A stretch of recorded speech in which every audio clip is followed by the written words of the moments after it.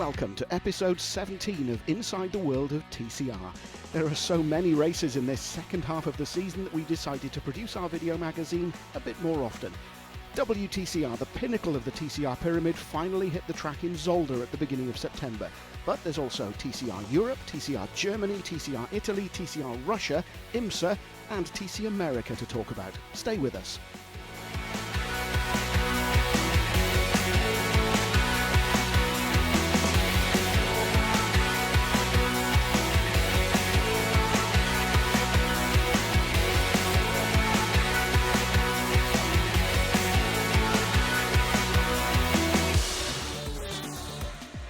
The FIA WTCR began at Zolder to start a season that's been seriously affected by the COVID-19 pandemic, resulting in a shortened schedule limited to 6 events in Europe.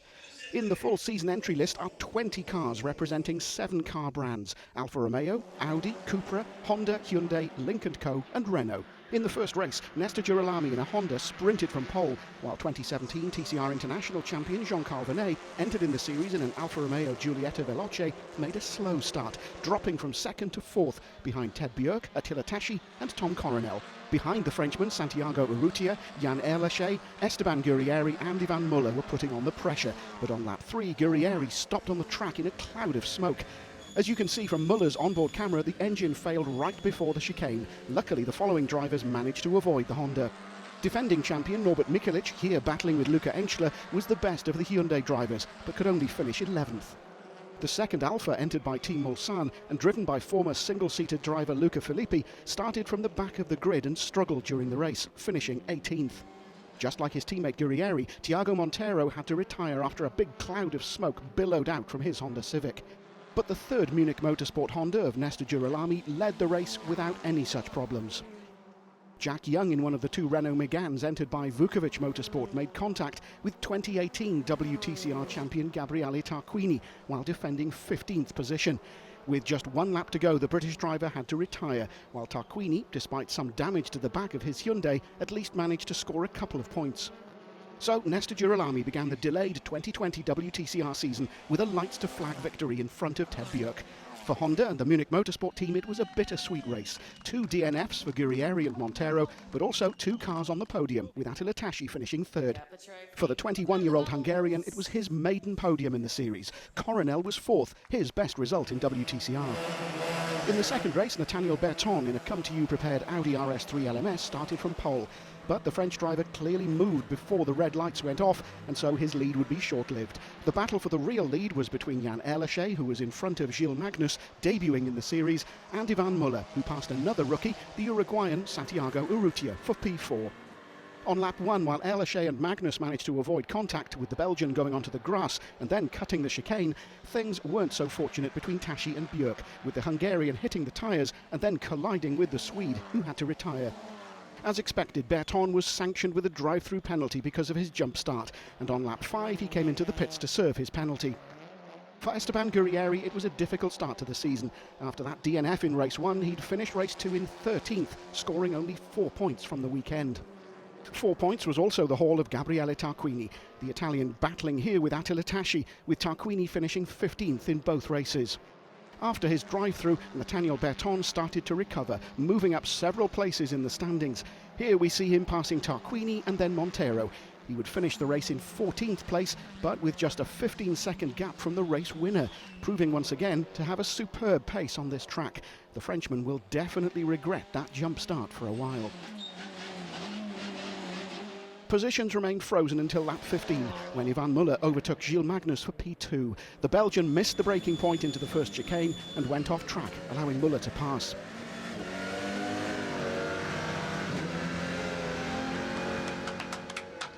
One lap later, the young Belgian lost 3rd place to Santiago Urrutia.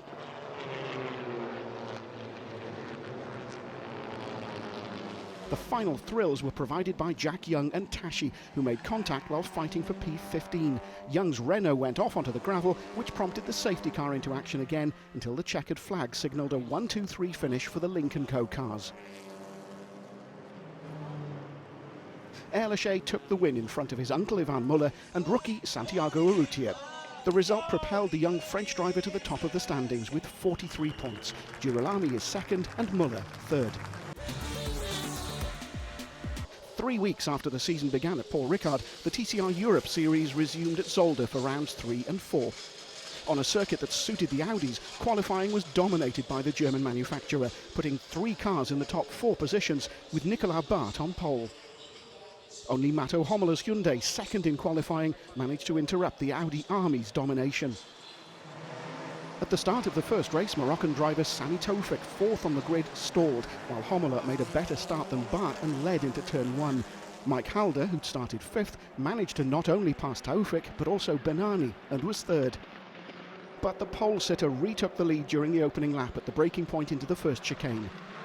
Behind them there was drama. Contact between Michel Halder and Danny Nage without consequence, but there was a much harder contact between teammates, with Daniel Lloyd hitting Pepe Oriola from behind.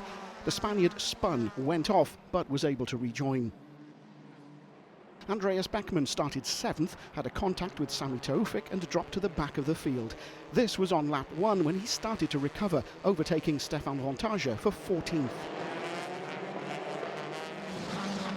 At the beginning of the second lap, Mike Halder, who'd only entered the series together with his sister at the very last minute and won the second race at Paul Ricard, managed to pass Matto Homola for 2nd with a clean manoeuvre into turn 1. While right behind, Mehdi Benani tried to take advantage of the situation to pass Homola as well, but without success. Still on lap 2, Michel Halder tried to pass Danny Nage for 5th, but while doing so, she opened the door to Dan Lloyd, who was right behind, and the championship leader quite easily managed to pass the German lady for 6th. On lap 3, Mehdi Benani, 2nd in the championship after the opening event in Paul Ricard, again challenged Homola for 3rd, trying to get the maximum out of his very quick Audi on the Belgian track. But after the two both went off track at the chicane, the Slovakian managed to keep his position. On lap 4, Jessica Beckman lost control of her car and ended off track at turn 11 without being able to rejoin. And 1 lap later, Jessica's brother Andreas also had to retire. In a couple of minutes, 100% of the Beckmans enrolled in the series were out of contention. Looking at the top of the screen on the replay, you can see there was contact between Sami Taoufik and Andreas Beckman. The Swede lost control of his Hyundai and crashed heavily into the wall. The safety car was deployed for a couple of laps while the 2 target competition prepared Hyundais were recovered. When the race resumed on lap 8, all of a sudden Mehdi Benani, running 4th, slowed and had to retire.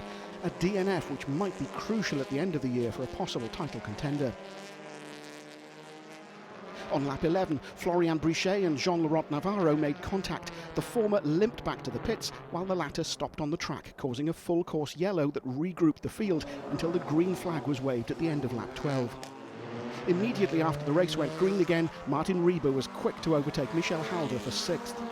On lap 13, Julien Brichet had to retire. His Peugeot was too heavily damaged following contact with John Filippi. For Brichet, runner-up in the championship last year, it was another disappointing result after a horrible home event in Le Castellet. But Nicolas Barth was clearly unbeatable. Despite the full course yellow, 3 laps before the end, the Belgian managed to win with a gap of almost 3 seconds over Mike Halder. Homola finished 3rd, so launching his hopes for the title. Nage was 4th and Lloyd 5th, retaking the lead of the championship. In the second race, Lloyd, starting from pole, had the perfect opportunity to extend that lead, but the Brit, carrying 60 kilos of ballast, was passed at the start by Michel Halder, one of 2 ladies enrolled in the series, along with Jessica Beckman, after a perfect start. After a difficult race 1, Julien Brichet, starting 4th on the grid, had the chance to relaunch his bid for the title, but this is what happened going into turn 2. As you can see in the replay, he stuck behind Lloyd, and when he moved to the left to pass him, he collided with the innocent Andreas Beckman, who crashed into the guardrail and had to retire. Still on lap 1, after contact with Teddy Claret, Martin Rieber was punted into a spin as he was negotiating the first chicane. 3 laps into the race, and race 1 winner Nicolas Barth passed Matto Homola for 6th. The Belgian pushed hard in the braking zone for the first chicane, forcing the Slovakian driver to go off track. As this was a clear advantage, Homola had then to slow slightly to let Barth retake his deserved position. At the end of that same lap, Pepe Oriola's Honda passed the Audi of Sami Taoufik for 8th. For the Spaniard, expected to be a title contender, the championship hasn't started well, with just 20 points scored from the first 3 races. Matto Homola was under pressure from Oriola and Tofik for the whole race and did all he could to keep his 7th place. But finally on lap 12 into the last chicane he was passed by Oriola with this move. On the last lap, while Tofik was trying to pass Homola, Teddy Claret took advantage of the situation, managing to take 9th from the Moroccan. But then after the race, the French driver was given a 30-second penalty for the incident that sent Martin Rieber into a spin at the chicane during the opening lap, and so dropped from 9th to 18th. Just before the finish, Tofik went off track, losing a couple of positions. So this was how Michelle Halder made history, becoming the first female race winner in TCR Europe. The German drove the perfect race without making a single mistake after she took the lead at the start. She then kept a consistent gap over championship leader Dan Lloyd, who finished 2nd. Danny Nage was 3rd. Mike Halder, Michelle's brother, finished 4th in front of Benani and Bart. The hugs from the team, even if not really socially distant, were definitely forgivable. It's just amazing. I had a great start, and after that I drive on the first corner on the lead, and after that it was my race because I was so fast and no mistakes, and I'm so happy to win here in Zolder. I wasn't here before and then I win. It's just incredible, and to be the history to the first female driver, it's just amazing. In the championship standings, Dan Lloyd strengthened his lead, but Mike Halder isn't far behind, only 9 points adrift. Benani, on a favourable track, lost the chance to score important points, and he's now 3rd with a 29-point gap from the leader. The rest are quite far back, but in touring cars anything can happen, as we'll see at the next round in Monza.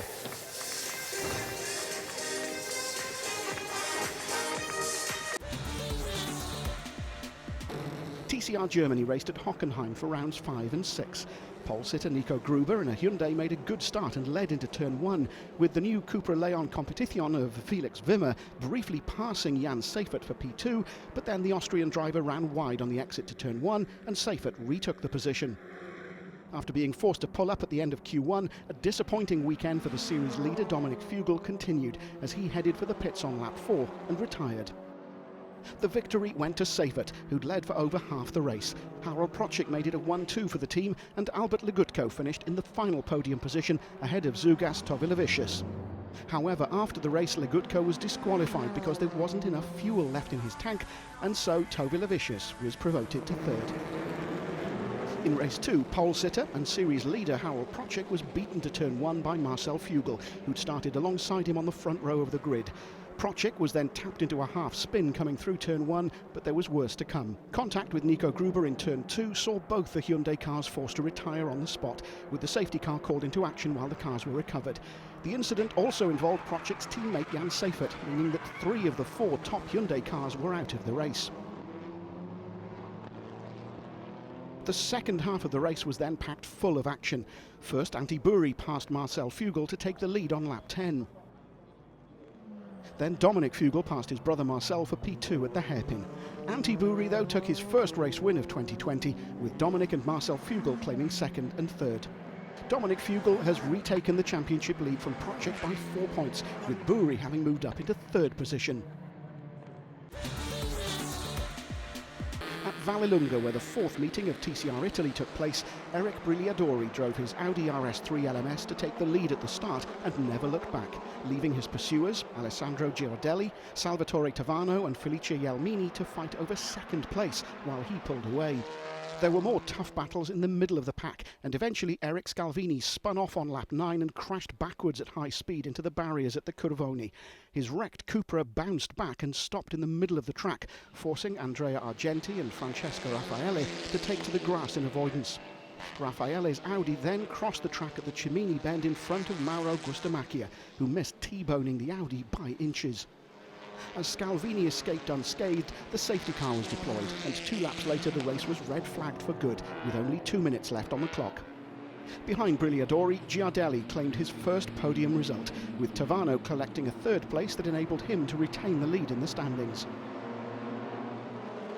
At the start of the second race, Igor Stefanovski, starting from pole, led from Guidetti, Mugelli and Jelmini.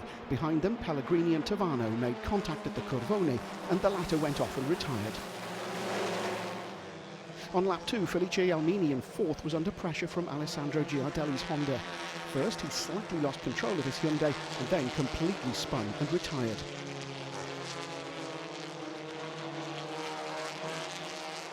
On lap 5, Brigliadori passed Giardelli, but then punted Mugelli's car into a spin, an incident that would later cost him a 20-second penalty. The fight for P2 heated up still further as Guidetti, Giardelli, Brigliadori and Pellegrini were running abreast. On lap 10, Giardelli finally passed Guidetti for P2.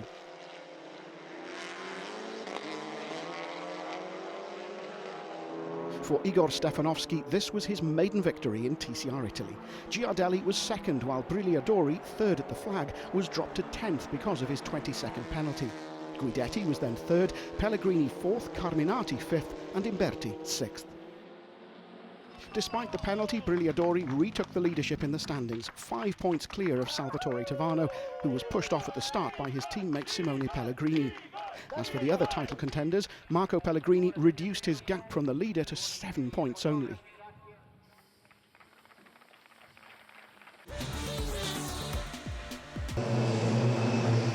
With a competitive weekend every 2 weeks since the end of lockdown, TCR Russia is fully engaged in the race against the coming winter in order to complete a 7-event season. So far, the organisers are winning that battle, with the 5th event of the season taking place in Smolensk at the beginning of September. In the first race, Ivan Lukashevich in a Hyundai started from pole and kept the lead from Grigory Burlutsky, who never lost contact but wasn't close enough to try an overtaking move and eventually had to settle for second position.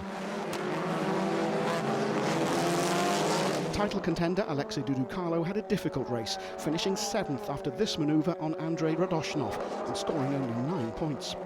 Title contender Alexei Dudukalo had a difficult race, finishing 7th after this manoeuvre on Andrei Radoshnov and scoring only 9 points. For Lukashevich, it was his second win of the season, a success which allowed him to move to second in the standings, 27 points behind Kirill Ladijin. Burlutsky was second, while Mikhail Mityev completed the podium ahead of his Lada Sport Rosneft teammate Ladijin. Maslenikov finished 5th after overtaking Bragin on the last lap. At the start of the second race, while Andrei Radoshnov was stuck on the grid, pole sitter Dmitry Bragin and Pavel Kalmanovich clashed into turn 1. Bragin was pushed wide and dropped to 11th, while Alexei Dudukalo, who was 4th on the grid, found a gap and took the lead ahead of Kalmanovich and Andrei Maslenikov. While Dudukalo steadily built a huge lead, the race became processional until halfway. Then a 6-way battle for P2 began, with Kalmanovich being chased by Maslenikov, Ladijin, Burlutsky, Lukashevich and Gavrilov. On lap 13, Lukashevich retired after breaking a rear wheel of his Hyundai i30N over a curb. His joy for winning race 1 hadn't lasted long.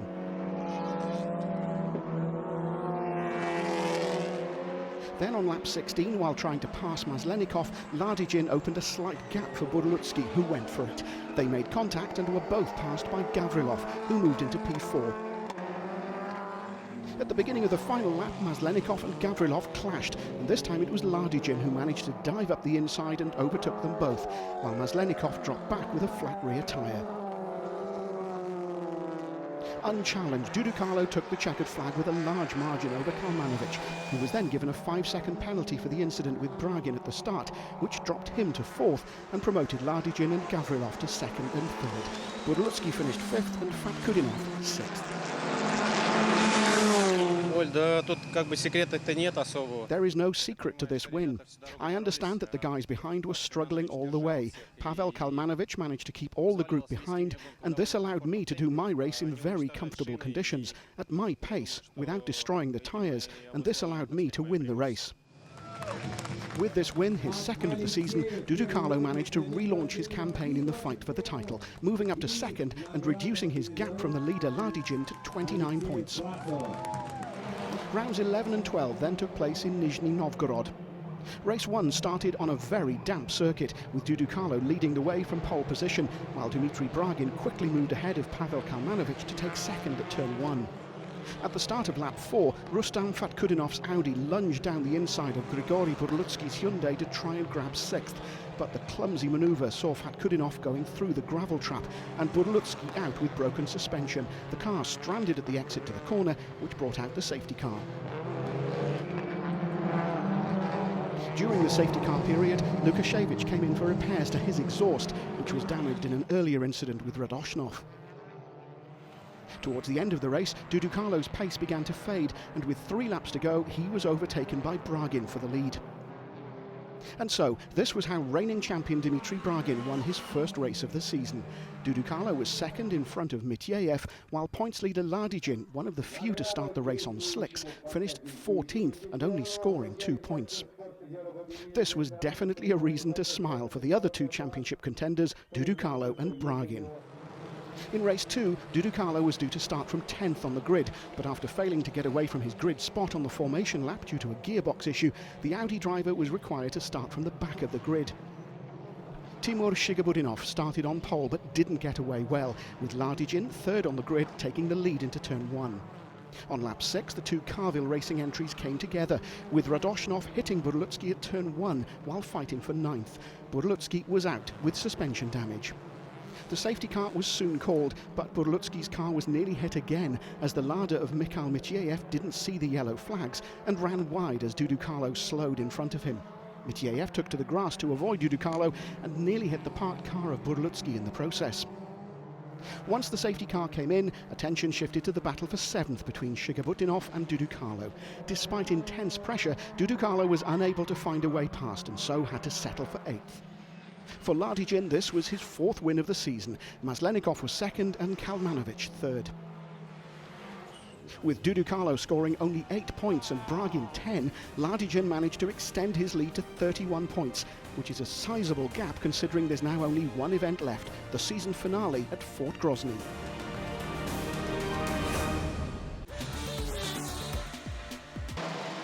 The penultimate event of TC America took place at the Circuit of the Americas.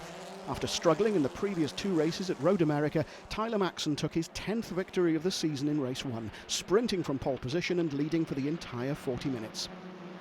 Behind him at the start, Roy Block pipped Taylor Hagler, who was 2nd on the grid, and set himself up as Maxson's main pursuer.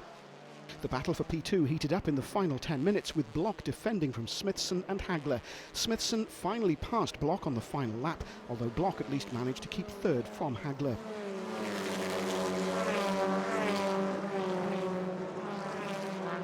With that win, his 10th of the season, Maxson increased his leading margin over Victor Gonzalez Jr. to 102 points. And so, with only 100 points still on offer, he secured the title. In race 2, Smithson made good use of his pole position and led the field, with Block on his tail, while Maxson sprinted from P7 on the grid and moved into P3 ahead of Askew. During the first lap, Smithson spun off at turn 6 and dropped to the middle of the TC field. Block's dream of winning the race ended on lap 7 when he dropped down to 3rd behind Maxson and Askew. However, the Argentine retook P2, overtaking Askew on the following lap. Maxson scored his 11th win of the season from 13 races, closely followed by Block, who defended 2nd position from the attentions of Gonzalez, who'd finally passed Hagler on the previous lap.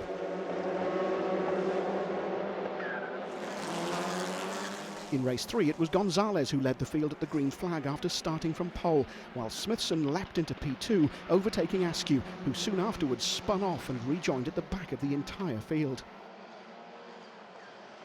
On lap 4, Smithson passed Gonzalez for the lead. During the final lap, Maxson's car suffered from a flat front tyre and ended up stranded in the gravel trap. And so, by winning his 3rd race of the season, Scott Smithson confirmed himself as the only race winner in TC America, besides the newly crowned champion Tyler Maxson. With the title already clinched by Maxson, the focus is now on the battle for 2nd place between Gonzalez and Smithson, who are split by just 7 points. The IMSA Michelin Pilot Challenge raced at Road Atlanta at the beginning of September. Gabby Chavez made the most of the final restart in the 4-hour race, the 5th round of the season. Chavez shot from 3rd to 1st in the TCR class after the restart with 56 minutes left, then went on to claim the 2nd victory of the season for him and co-driver Ryan Norman. The KMW Motorsport Alfa Romeo Giulietta of Tim Lewis and Roy Block led the race for the first 2 hours, but was then delayed by a technical issue and eventually was classified 6th, 5 laps down on the winners.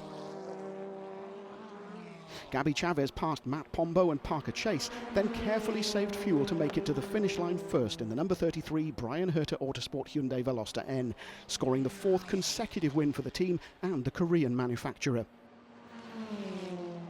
Chase finished second in the number 29 BHA Hyundai shared with Spencer Brockman. Pombo crossed the line third in the number 73 LA Honda World Racing Honda Civic he shared with Mike Lamara. With that result, Chavez and Norman took the lead in the standings ahead of their teammates Mark Wilkins and Harry Gottsacker, and Michael Lewis and Mason Philippi. There you go. That then was Inside the World of TCR episode 17, the 3rd of 2020. We'll be back before the end of October with much, much more. But for now, it's goodbye.